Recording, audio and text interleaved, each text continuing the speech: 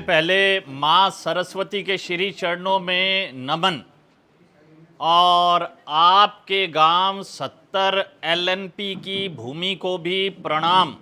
क्योंकि जब मैं आ रहा था तो मैंने रास्ते में देखा कि वातावरण जो है वो बहुत ही प्राकृतिक है, सुंदर है, शांत है और पढ़ने के लिए तो मुझे ऐसा वातावरण बहुत ही शानदार लगता है।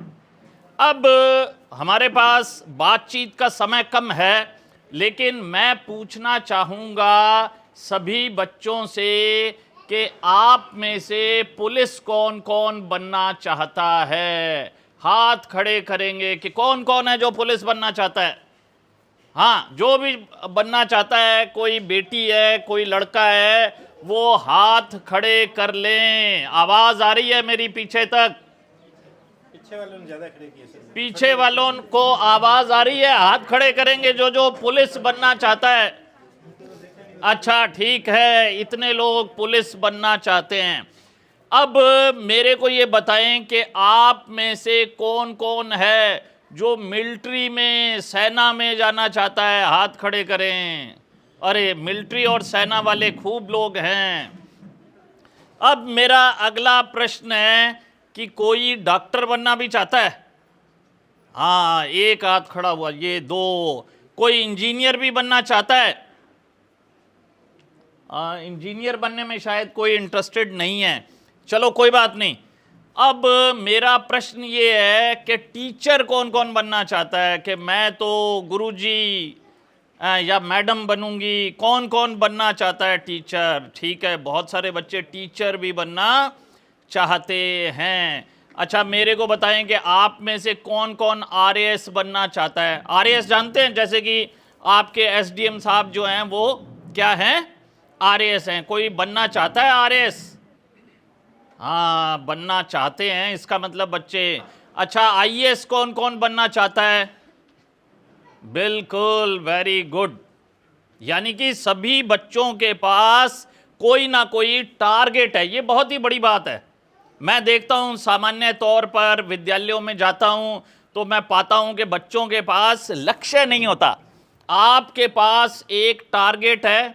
तो निसंदेह आपके प्रिंसिपल साहब श्री पंकज गुप्ता, जो कि एक मूर्धन्य विद्वान है, राजनीति विज्ञान के एक शिक्षाविद हैं, और आपका संपूर्ण स्टाफ इसके लिए बधाई का पात्र है कि उन्होंने अपने विद्यार्थियों को एक लक्ष्य दिया है, एक टारगेट दिया है।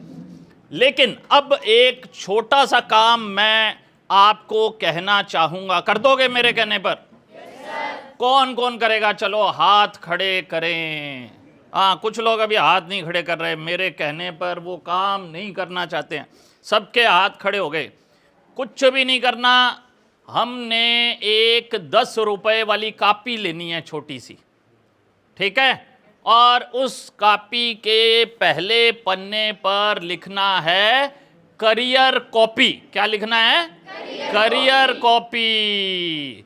करियर कॉपी के दूसरे पन्ने पर आपको अपना नाम लिखना है, अपने माता पिता का नाम लिखना है, अपने विद्यालय का नाम लिखना है, ठीक है? और अपने गुरुजनों का, जो भी आपको विद्यालय में पढ़ा रहे हैं, उनका नाम लिखना है। तो तैयारी में जुट जाएं। लक्ष्य। अब आईएएस बनेंगे कैसे? उसमें पहले क्या होगा? पहला पेपर क्या होगा?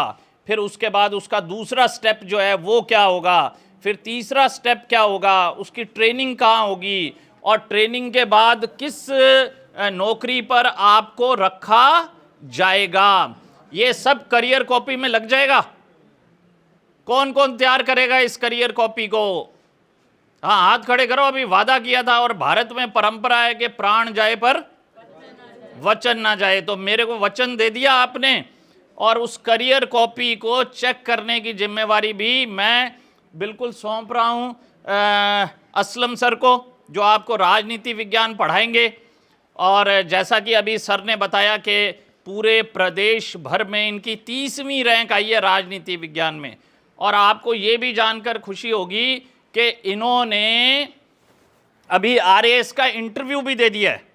अब एक बात यहाँ पर मैं कहना चाहता हूँ कि कई बार बच्चे कहते हैं अरे सर अगर हमें ये सुविधाएं मिल जाती ना तो हम ये कर देते, हमें ये सुविधाएं मिल जाती तो हम ये कर देते, लेकिन मैं ये नहीं कर पाया क्योंकि मैं तो गांव में रहता था, क्योंकि मेरे माता पिता तो पढ़े लिखे नहीं थे, या मैं आर्थिक दृष्टि से कमज़ोर था। बहुत सारे तर्क हैं हमारे पास, लॉजिक्स हैं कि भाई ऐसा जो है हम कर नहीं पाए क्योंकि हमारे पास व्यवस्थाएं नहीं थी, परिस्थितियां नहीं थी। लेकिन असलम सर एक उदाहरण है। कैसे उदाहरण है? मैं आपको बात बताता हूं कि असलम सर के पिताजी जो हैं वो मजदूरी करते हैं, ठीक है। इनके घर में बिजली भी अभी कुछ ही दिन पहले आई है, और इसके अलावा कक्षा 10 उत्तीर्ण करने के बाद, बढ़िया अंकों से उत्तीर्ण करने के बाद भी ये एक दुकान पर काम करने लग गए। फिर क्या है कि मेरे एक विद्यार्थी श्री सिकंदर हैं, वो वर्तमान में सोशल सिक्योरिटी ऑफिसर हैं, तो हमने इनको लाकर और 11वीं में एडमिशन इनका करवा दिया। तब सिकंदर जी भी पढ़ते ही थे 12वीं में, तो एडमिशन करवा दिया, और उसके बाद लगातार काम चलता रहा। असफलताएं भी मिली, बहुत बार ये असफल भी हुए, लेकिन बिल्कुल भी घबराए नहीं और लगातार अभ्यास किया, सतत प्रयास किया, और अब आपके सामने एक राजपत्रित अधिकारी के रूप में, राजपत्रित समझते हो ना, जिसके पास अटेस्टेशन की पावर होती है, राजपत्रित अधिकारी के रूप में इन्होंने आपके स्कूल में ज्वाइन कर लिया। RAS का इंटरव्यू भी दिया है इन्होंने, और मैं पूरी तरह से मानकर चल रहा हूँ कि इस बार ये SDM बनेंगे।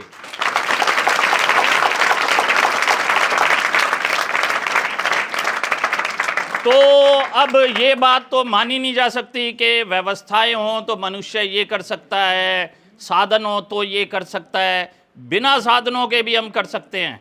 लेकिन मन में क्या होना चाहिए? एक जोश, एक जज्बा होना चाहिए। तो करियर कॉपी लग जाएगी? Yes sir. कौन कौन करियर कॉपी लगा देगा? अब देख लो, असलम सर आपको चेक करना है, जो बच्चा करियर कॉपी ना लगाए तो मैं दोबारा चक्कर लगा लूँगा, कहीं कोई दिक्कत नहीं है। आपके माननीय प्रिंसिपल साहब श्री पंकज जी गुप्ता से मिलकर भी बड़ी प्रसन्नता हुई कि उनका जो एक उत्साह है, एक डेडिकेशन है, आपके टीचर्स का जो उत्साह है, डेडिकेशन है बच्चों के प्रति, वो अद्भुत है, वो शानदार है। तो ढेर सारी शुभकामनाएं हैं। जय हिंद, जय भारत, जय राजस्थान।